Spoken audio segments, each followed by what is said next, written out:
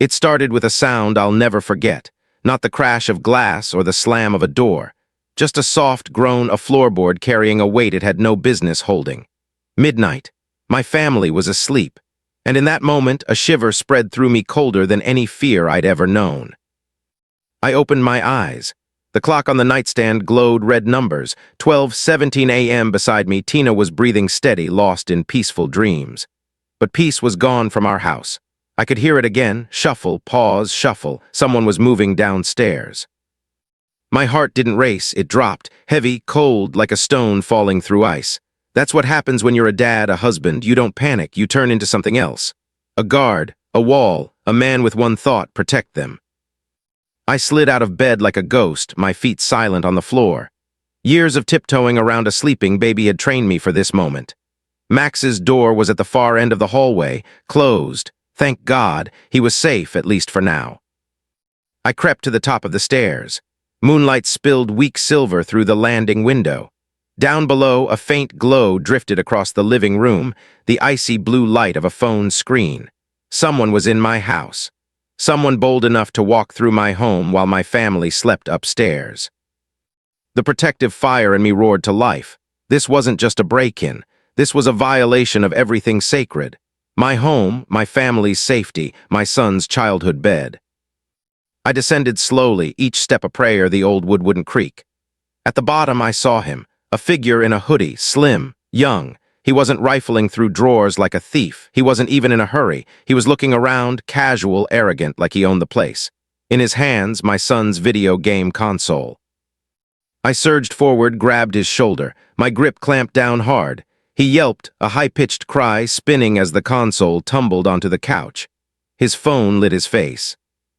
And that's when my world tilted.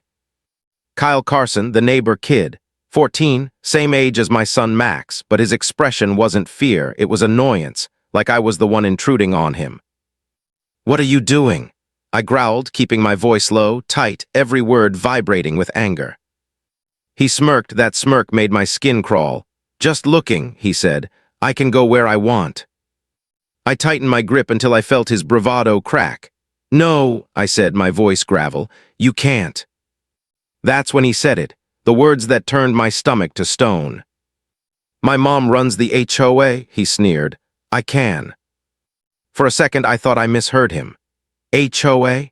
He was standing in my living room at midnight, stealing from my family, and his shield was his mother's clipboard and a set of bylaws. "You think HOA rules beat locks?" I snapped. He jerked his chin toward the mantel. "We log every violation. My mom has notes on you." "Notes don't open doors," I shot back, fury rising in my chest. He tried to wriggle free, muttering something about checking serial numbers for the HOA, lies spilling from his mouth as easily as air. Upstairs, I heard a floorboard creak. Max was awake. My body shifted instantly, blocking the stairs with my frame. Nothing and no one was getting past me. That's when Tina's voice broke the silence from above. "Jake, is everything okay?" "Stay upstairs," I called back, never letting go of Kyle. "Call 911. The smirk drained from his face. Real fear replaced it. He began thrashing, begging, "No, my mom will kill me." I held him firm. He wasn't strong, just wiry. A boy who thought his mother's title gave him the keys to every house in the neighborhood. Within minutes, red and blue lights cut across our windows. The knock at the door was firm, commanding. I let the officers in, still gripping Kyle's arm. They took over, snapping cuffs onto his wrists. And then, the tears came. The tough kid who smirked in my living room was gone. What was left was a terrified child realizing he'd finally found a rule he couldn't bend. They told me he'd be processed at juvenile, released to his parents pending a hearing. I just nodded, watching the squad car roll away. My stomach sank when the officer spoke the name I already knew too well. Karen Carson, HOA president, the woman with the clipboard and the power trip. Her son had broken into my house, and tonight he'd found himself in the back of a police car. But deep down, I knew this wasn't the end. This was just the opening shot. The next morning, the world looked the same, but nothing felt the same. The sun rose, birds sang, neighbors watered their lawns. But inside our house, the peace was shattered. My son sat at the breakfast table with shadows under his eyes, his spoon pushing cereal he never ate. "Dad," Max whispered, his voice small. "Kyle broke in, why?" How do you explain entitlement to a child? How do you tell your son that the kid he rides the bus with at 7:30 a.m. thought he could wander into our home at midnight because his mom ran the HOA? "Some people just make bad choices, buddy," I said, but the words felt thin, empty. He nodded, but I saw the anger brewing in him, and worse, the fear that the street outside wasn't safe anymore. By afternoon, the fear had a face. Max came home from school quiet, too quiet. He slipped past us up to his room, closing the door without a word. When I finally went in, he sat on his bed, pale, his jacket sleeve torn, a smear of dirt across his cheek. "What happened?" I asked. "Nothing," he muttered. Tina sat beside him, her hand on his shoulder. "Honey, talk to us." That's when it spilled out. At the bus stop, Kyle had been waiting. This time he wasn't alone. Two of his friends flanked him like guards. They cornered Max, shoved him, called him a snitch, said his mom was going to ruin us, said we'd be forced to move. And they filmed it, laughed while my boy stumbled into the curb. He showed us his phone. Messages from Kyle, vicious, mocking, "Watch your back, Miller. My mom owns this street. You're done." Tina's fingers moved fast, her calm a sharp contrast to my clenched fists. Screenshot, save, backup, evidence Carson. Max's voice broke when he whispered, "I didn't say anything back, Dad. I just wanted to get on the bus." "You did right," I told him. "You came home, we'll handle the rest." But the truth burned inside me. They had crossed a line. They put hands on my son. That night, Tina and I sat at the dining room table, surrounded by scuff-mark photos and police report numbers. A folder on our shared drive was slowly filling with proof. I stared at the screen, at the ugly words Kyle had sent. Every fiber in me wanted to march down the street and put an end to this myself. But Tina, she reminded me. "Jake," she whispered, "we fight smart, not loud, smart." I nodded. She was right. This wasn't just about strength. This was about survival. And then, loud pounding on the front door. It wasn't polite. It wasn't neighborly. It was a knock designed to rattle the walls to make a statement. I pulled out my phone, checking the ring feed, and there she was. Karen Carson. The queen herself, standing on my porch in a razor-sharp navy pantsuit, clipboard clutched like a weapon. Her smile was tight, cold. Her eyes burned with fury. "This is it," I muttered. "The war begins."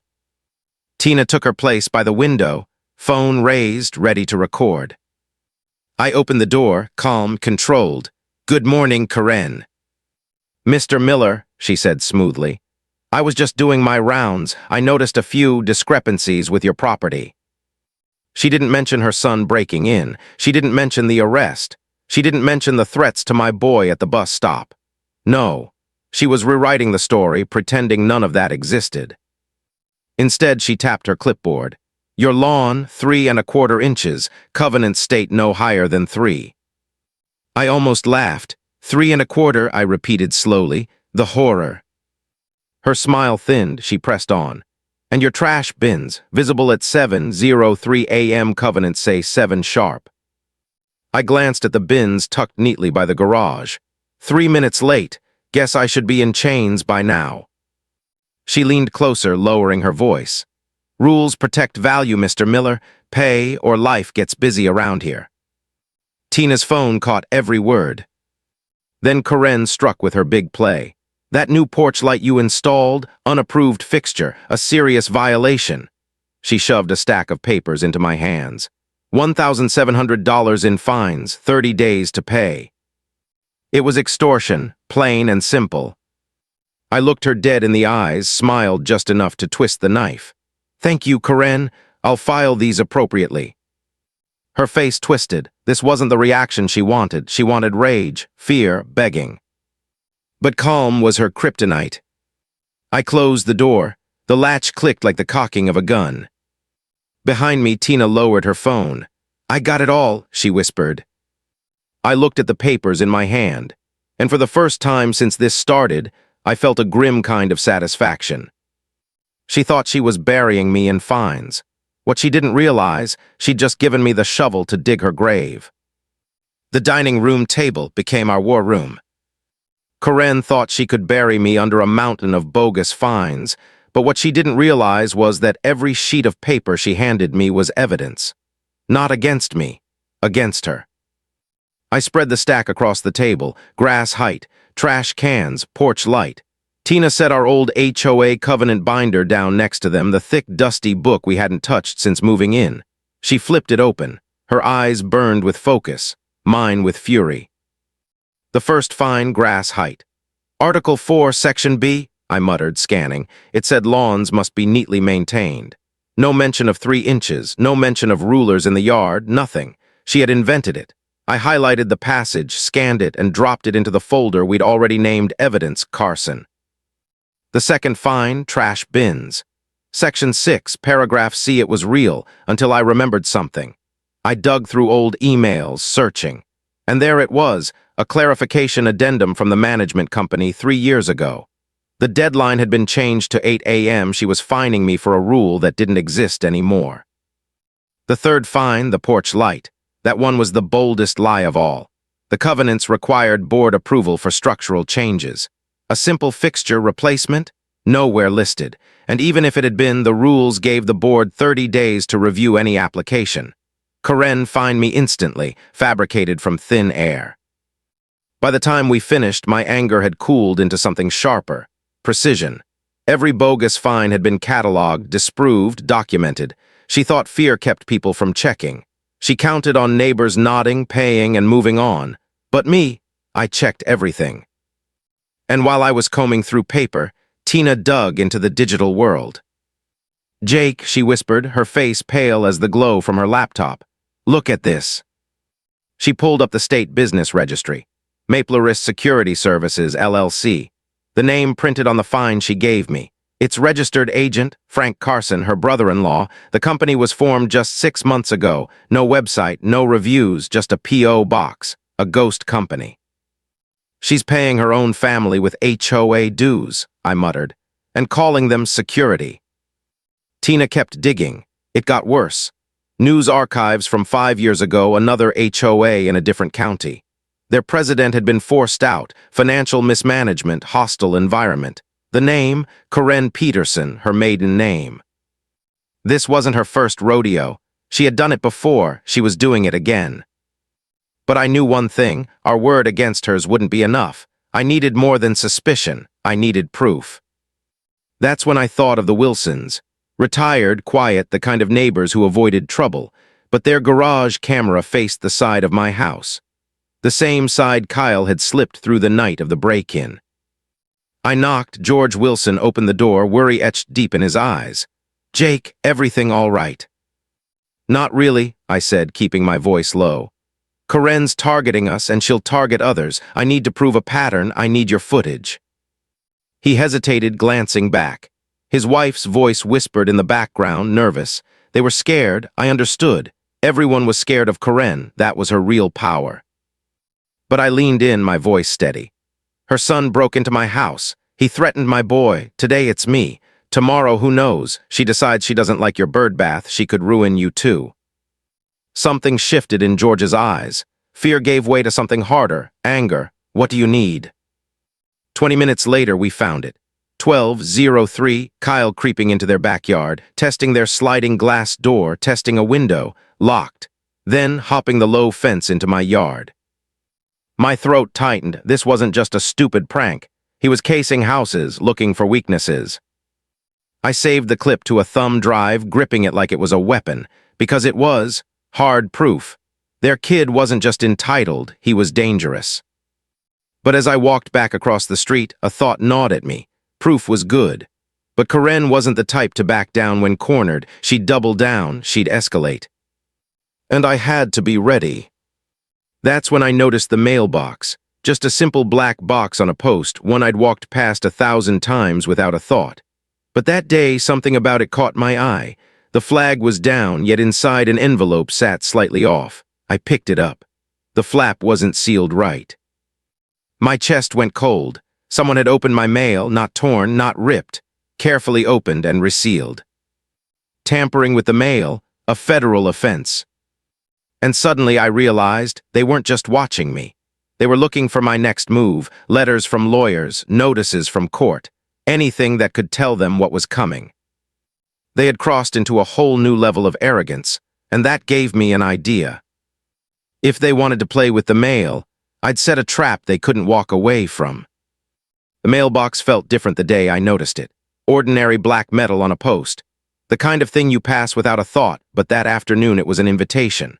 The flag was down and the flap didn't sit right.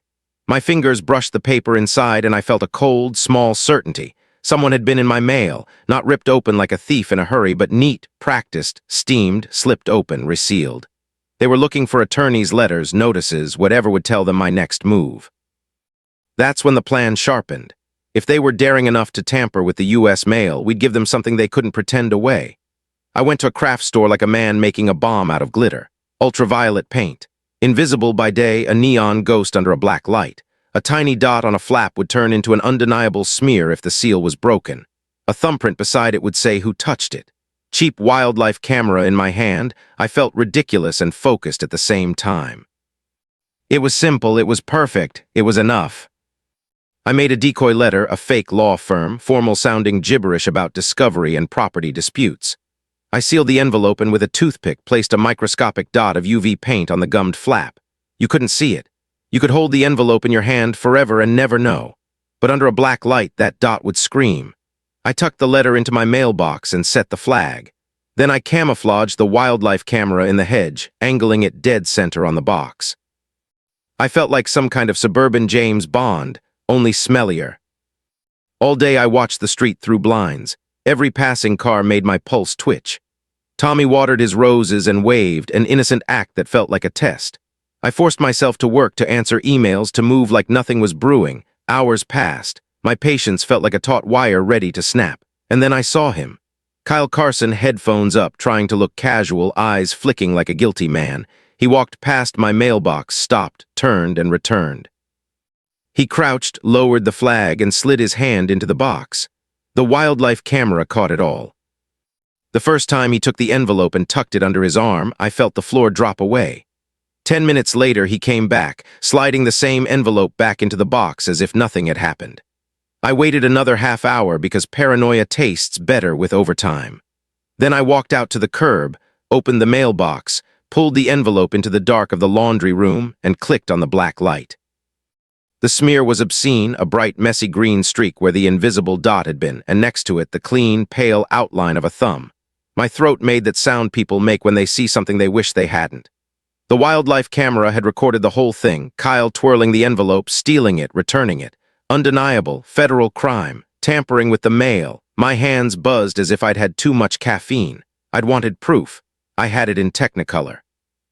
I drove to the station that afternoon with a thumb drive in my pocket and a binder in my hands. Detective Miller listened as I walked him through the timeline from the break-in to the mailbox trap. He wasn't theatrical. He was a man who had seen people at their worst and still managed not to flinch. Then he watched the wildlife footage. His mouth made a small O. "You did what now?" he said, a mix of admiration and disbelief in his voice. I told him about the UV paint. I told him about the other footage from neighbors. He sat back and rubbed his jaw. "This is not a neighbor quarrel anymore," he said finally. "This is criminal." He asked for everything, the videos, the screenshots, the binder with the bogus fines. I handed it all over like a confession and a weapon at once. He leaned forward, eyes narrowing. "We're bringing postal inspectors into this, and I want you available. If they escalate, if she sends people, you don't call 911 first. You call me, stall them, keep them talking at the door. Do not, under any circumstances, let them in." The detective's instruction landed differently than I expected. He wasn't asking for bravery, he was asking for restraint. He wanted us to make the show of intimidation, to let it be visible, recorded, undeniable, and not to give Karen the excuse to claim she was protecting the HOA. He gave me his personal cell number and a plan.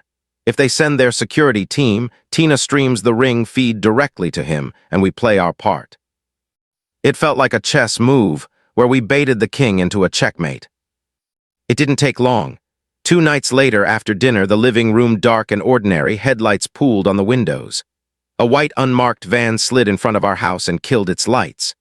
2 men walked up the driveway, black polos, cheap logo, the kind of uniform meant to mimic authority. One was burly and new to me. The other made my stomach drop, Frank Carson, the name from Tina's searches, Karen's brother-in-law. They didn't ring.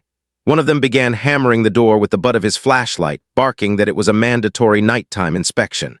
I felt my body move automatically, phone in hand, Tina already hitting the Detective Miller number. "There's no such thing as a mandatory nighttime inspection," I said through the door, my voice even, the camera catching every syllable. Frank laughed, shoved the door, and his hand found my shoulder. It was an assault caught in live stream. That's when the sirens started, first faint, then a roar. Their faces shifted from swagger to panic. The cul-de-sac flooded with red and blue. An unmarked sedan slid up. Detective Miller stepped out into the light, calm like always, and walked right up to Frank. He didn't shout. He showed the live feed on his phone. Frank's grin dissolved. The handcuffs clicked.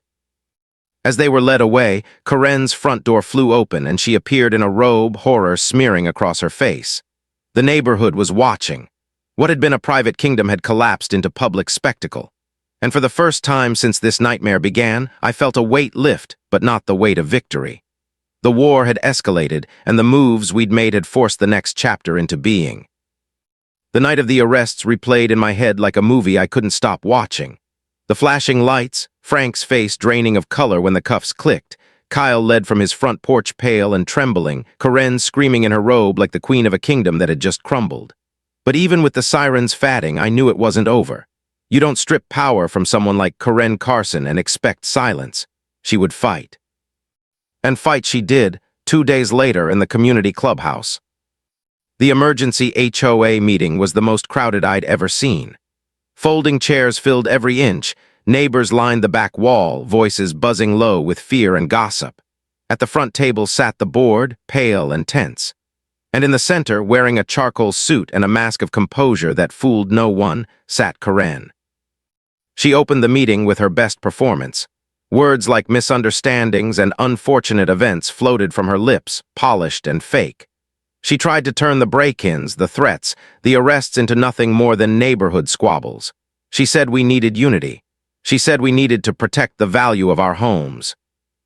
But unity wasn't what I felt in that room. What I felt was a quiet anger building, a tide swelling beneath her polished words. When she called my name on the agenda, Jake Miller, to discuss security concerns, the room hushed. I stood, my binder under one arm, Tina at my side, laptop in hand.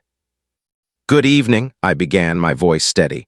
"My family has lived here 5 years. We love this neighborhood, but lately we haven't felt safe in our own home, and I don't think we're alone." I looked around. Faces met mine, nods, tight lips. People who had swallowed years of fines, threats, humiliation. They were listening. Karen banged her gavel. "Mr. Miller, this is not the place for personal grievances. Please state your point." "I do have a point," I said, "and evidence." Tina clicked her laptop. The projector whirred. The wall lit up with footage from the Wilsons' garage camera, Kyle creeping through their backyard, testing doors, then hopping into mine. Gasps rippled through the room. Next, a footage of Kyle in my house, his smirk caught by the glow of his phone. Murmurs grew louder. Then the bus stop video. Kyle shoving my son, laughing with his friends, calling Max a snitch. The crowd erupted in whispers, anger spilling like water through cracks. Karen shot to her feet. "This is an invasion of privacy. He is a minor, you have no right." But Tina wasn't done. The final clip filled the screen. Frank Carson and his goon pounding on my door, flashlights in my windows, snarling threats.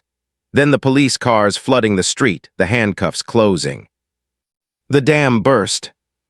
Mrs. Gable, frail but fierce, stood up with trembling hands. She fined me $2,000 because the ramp I built for my husband's wheelchair wasn't the right shade of brown. Mr. Chen, voice sharp with rage. She tried to take my home because of a basketball hoop. She filed a lien. One by one, stories poured out. Every whispered injustice, every private humiliation Karen had dealt them, came roaring into the open. The room transformed, not fear anymore, but fury. Karen pounded her gavel like it was a weapon, her face purple with rage. "Order, this meeting is adjourned. I said it's adjourned." But the gavel was just wood now. Her authority evaporated in front of us. The people weren't afraid anymore. I looked at her standing alone, abandoned by her board, condemned by her neighbors. She had built her power on silence, and silence had just broken. Her reign was cracking, but I knew a person like Karen wouldn't go down without a fight, and the fight wasn't over, not yet. Because next, the law would come for her money. The fallout from that meeting was immediate. By morning, word spread like wildfire across Maplerist Court. Neighbors who had cowered for years now whispered in clusters, trading stories of every unjust fine, every bogus threat. The board members, sensing the pitchforks pointed in their direction, moved with unusual speed. They held an emergency executive session the next day. Karen Carson, once untouchable, was suspended as president, stripped of access to HOA accounts. But it wasn't enough. Cutting off her clipboard didn't erase the years of theft. It didn't erase the trail of money I suspected was flowing into her family's pockets. We needed proof. Not suspicion, not gossip, proof. That's when we brought in the accountant. Through a contact from my old job, I found a retired IRS agent who now worked freelance forensic audits. A quiet man with wireframe glasses, polite voice, but eyes that could slice open a spreadsheet like a surgeon with a scalpel. He agreed to take the case. When I slid the HOA's books across his desk, he smiled faintly. "Messy accounts leave messy trails," he said. "Let's see how messy this one is." For 2 weeks he dug. Day and night, emails pinged with requests for statements, receipts, old invoices. Every time I thought he might slow down, he pulled another thread. And then one evening, his voice on the phone carried a weight that chilled me. "You were right," he said. "It's worse than you thought." He laid it out. Karen hadn't just created one shell company with her brother-in-law. She built an entire web of them, each one feeding on our dues like leeches.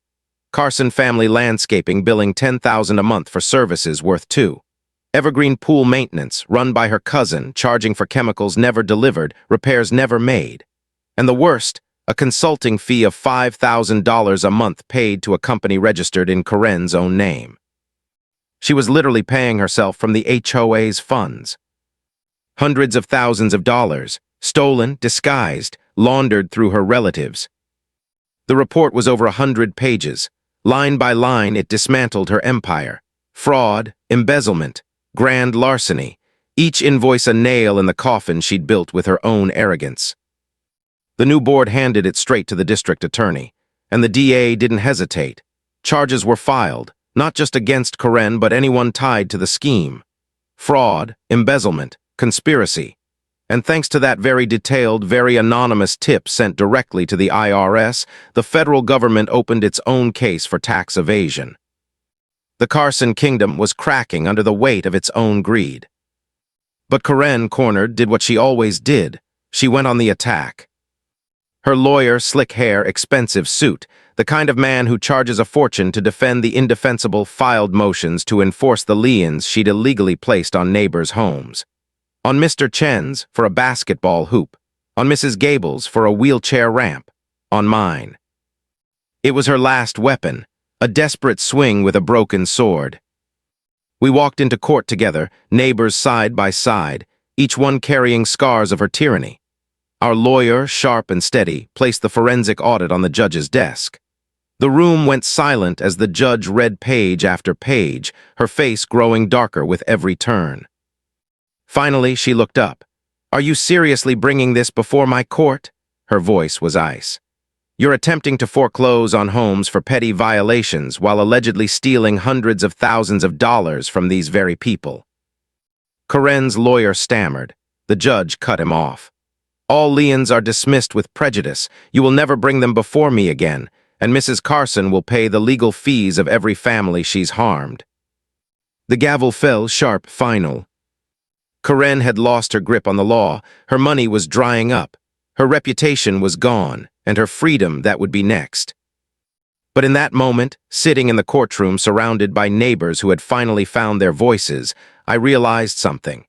This wasn't just about her anymore. It was about us. About a community learning that fear only works when you let it. about people who'd been divided by silence finally standing shoulder to shoulder. And as we walked out together, the weight of years lifting, I knew the story wasn't finished. The law would take care of Karen, but peace was something we'd have to build ourselves. The courthouse smelled of polished wood and nerves. Rows of benches filled with neighbors, reporters with notebooks, and curious faces who'd heard whispers about the HOA queen finally on trial. At the defense table sat Karen Carson, once the monarch of our cul-de-sac, now just another defendant in a wrinkled blazer, eyes rimmed red.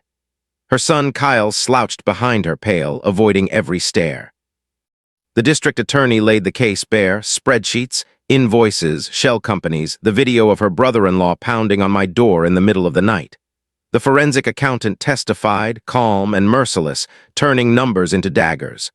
Over $320,000 unaccounted for, he said simply, all directed to entities controlled by the Carson family.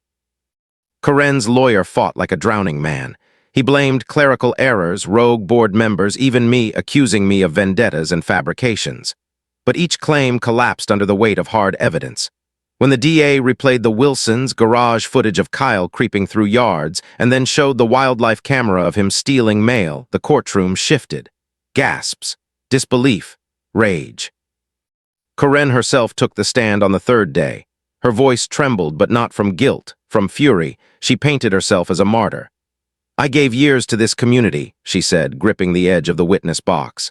"I sacrificed my time, my family, to keep property values high, and this is how I'm repaid, with lies and betrayal." But the jury didn't see sacrifice. They saw arrogance, entitlement, a woman who had mistaken power for ownership. The verdict came swift, guilty on all major counts. Fraud, embezzlement, conspiracy, mail tampering tied back through her son, even tax evasion. The list was long, and the courtroom air seemed to exhale as the foreman read each word. The judge's voice was heavy, deliberate.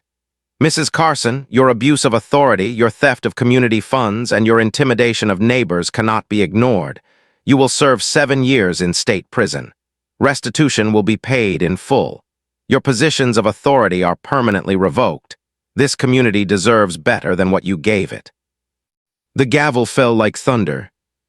For the first time since I'd known her, Karen didn't speak. She sat frozen, eyes glassy, as deputies clasped cold steel around her wrists. Her kingdom ended not with applause or even anger, but silence. The silence of power leaving a room. Kyle's case was separate, but the damage was done. He faced juvenile detention, probation, counseling. The arrogance that once poured from his smirk was gone, replaced by a hollow stare.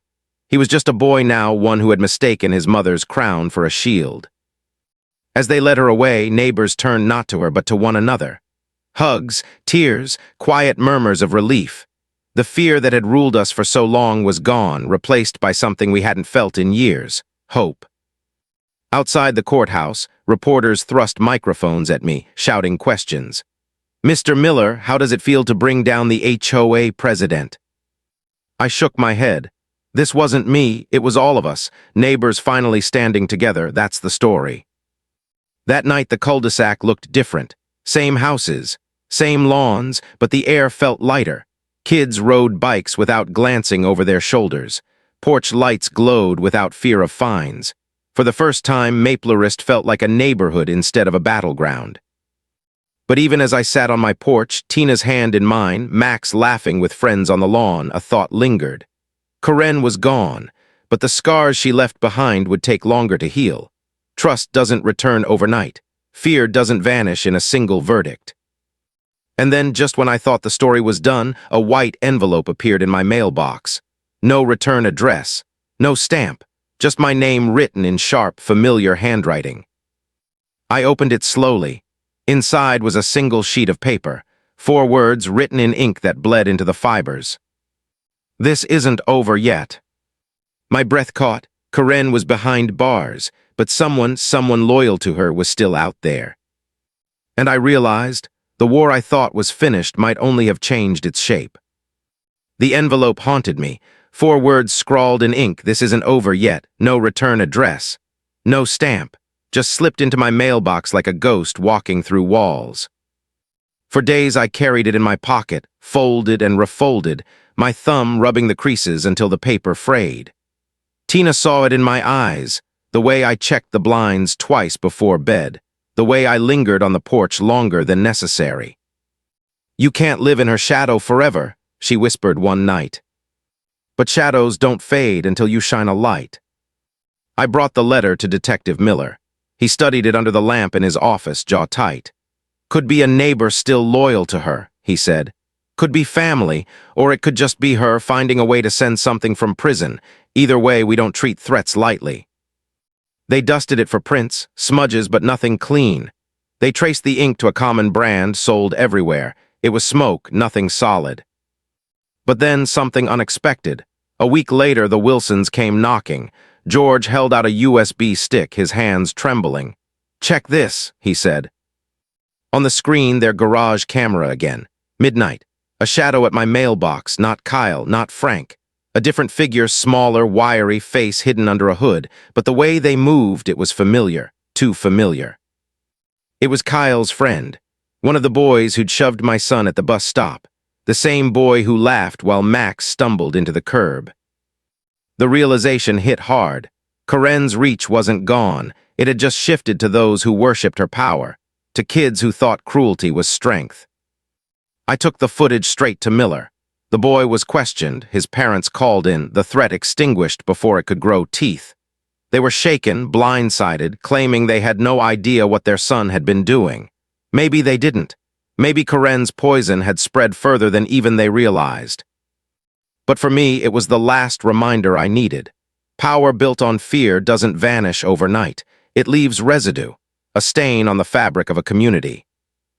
The HOA held elections soon after. No clipboards, no intimidation. Just neighbors in folding chairs, raising hands, nominating people who had never once wanted power, only peace. George Wilson took the presidency, reluctant but steady. Mrs. Gable was elected treasurer, her hands shaking as she accepted, the entire room rising in applause for the woman who had once been fined for trying to care for her husband. The bylaws were rewritten, stripped of the loopholes Karen had twisted like knives. Transparency became the rule. Every dollar accounted for, every meeting recorded. It wasn't perfect, but it was honest.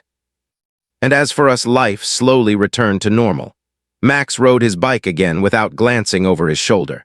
Tina planted flowers by the porch she once feared would be fined. I fixed the porch light, the same one Karen had called unapproved, and let it shine bright into the night.